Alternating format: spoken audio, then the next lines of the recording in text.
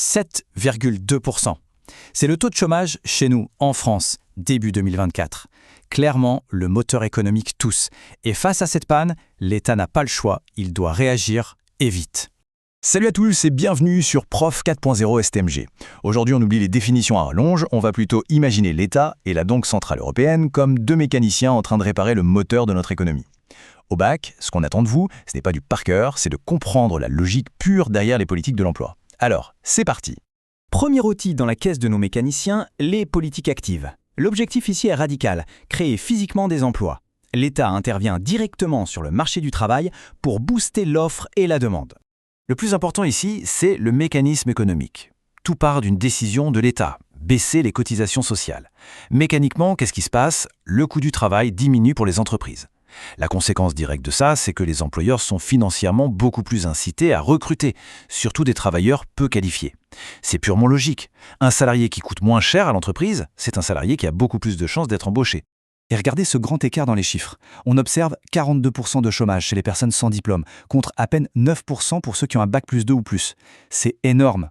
Ça illustre un autre pilier massif des politiques actives, la formation. La formation professionnelle, ce n'est pas juste un mot à la mode, c'est un mécanisme qui permet de faire correspondre exactement ce que savent faire les travailleurs avec ce que recherchent les entreprises.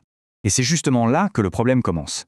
Que se passe-t-il quand le moteur refuse toujours de démarrer, malgré toutes ces aides à l'embauche et ces formations ? C'est là qu'interviennent les politiques passives. C'est notre fameux airbag social. Attention, elles ne sont pas là pour créer des emplois, pas du tout. Leur vrai rôle, c'est d'encaisser le choc et de protéger les revenus de ceux qui se retrouvent au chômage. Et là, attention, beaucoup d'élèves confondent ici. C'est un piège classique au baccalauréat. L'indemnisation repose sur deux piliers très différents. À gauche, vous avez la logique d'assurance. C'est simple, on cotise quand on travaille, ce qui donne droit plus tard à des indemnités calculées sur nos anciens salaires. C'est contributif. À droite, c'est la logique d'assistance, comme le RSA par exemple. Là, aucune cotisation préalable n'est demandée. C'est basé sur la solidarité pour garantir un minimum vital à ceux qui n'ont rien, sous condition de ressources. Donc retenez bien, deux mécanismes, deux objectifs sociaux complètement différents. Mais bon, tout ça, ça gère le chômage au quotidien. Que fait l'État quand ce n'est plus juste un secteur qui coince, mais que l'économie mondiale entière s'effondre, comme pendant la pandémie par exemple? On passe à la vitesse supérieure, la politique de relance. Face à une crise conjoncturelle massive, les gouvernements et les banques centrales sortent carrément le bazooka macroéconomique. Concrètement, comment ça marche la relance budgétaire de l'État? Suivez bien l'enchaînement, c'est super logique. D'abord, l'État injecte massivement de l'argent dans l'économie avec des aides ou des dépenses publiques. Du coup, les ménages et les entreprises ont plus de moyens, ils consomment et investissent davantage. C'est ce qu'on appelle la reprise de la demande. Et la conséquence de ça, pour répondre à cette forte demande, les entreprises sont obligées de produire plus et donc elles embauchent. À la fin de la chaîne, le chômage baisse mécaniquement. En parallèle de l'État, on a la Banque Centrale Européenne, la fameuse BCE.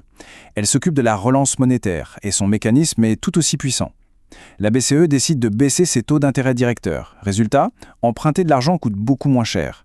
Les banques prêtent donc plus facilement aux entreprises, qui en profitent pour investir massivement dans de nouveaux projets. Et qui dit nouveaux projets, dit nouveaux recrutements pour les réaliser. Alors là, vous vous dites sûrement, si cette mécanique est aussi géniale, pourquoi l'État ne distribue pas de l'argent et ne baisse pas les taux tous les matins pour faire disparaître le chômage une bonne fois pour toutes? Eh bien, parce qu'il y a un mur. Ces armes macroéconomiques sont surpuissantes, mais elles ont des limites extrêmement strictes, qui obligent nos mécaniciens à écraser la pédale de frein. Regardez un peu ce graphique qui donne le vertige. C'est l'évolution de la dette publique en France. On dépasse aujourd'hui les 110% de notre produit intérieur brut. L'État ne peut tout simplement pas financer des grands travaux ou distribuer des aides à crédit à l'infini, parce que chaque euro emprunté aujourd'hui, c'est une dette gigantesque qui pèsera sur les impôts et l'économie des générations futures. En résumé, qu'est-ce qui bloque l'action de l'État au bout d'un moment? Premièrement, on vient de le voir, cette montagne de dettes. Deuxièmement, les règles européennes. On s'est engagé à limiter notre déficit public à 3% du PIB pour garantir la stabilité de la zone euro. Et troisièmement, le fameux risque d'inflation. Si on booste trop la demande mais que la production ne suit pas le rythme, les prix explosent. Ça détruit le pouvoir d'achat et ça oblige la BCE à remonter ses taux, ce qui casse totalement l'effet de la relance. Le serpent qui se mord la queue. C'est cette logique qui est importante au bac, car elle nous amène à la vraie question de fond. Avec cette dette énorme, les règles strictes de l'Europe et une banque centrale complètement indépendante, est-ce que l'État français a encore le pouvoir de vaincre le chômage tout seul?